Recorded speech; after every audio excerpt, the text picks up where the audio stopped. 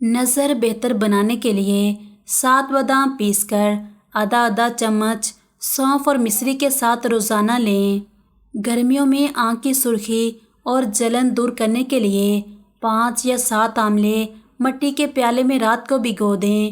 صبح پانی چھان کر اس سے آنکھوں پر چھینٹے ماریں۔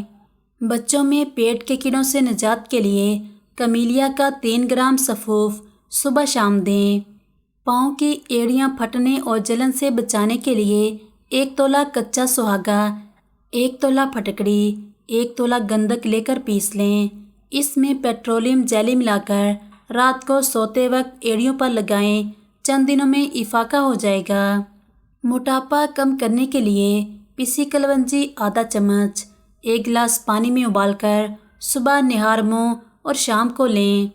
1 گلاس پانی میں کلونجی تیل کے 4-5 قطرے اور 1 لیموں کا رس ڈال کر صبح شام متواتر 1 ماہ استعمال کرنے سے موٹاپا کم کیا جا سکتا ہے۔ زکام کے خاتمے کے لیے تھوڑی سی چینی دہکتے ہوئے کوئلوں پر ڈال کر اس کا دھواں سونگھیں۔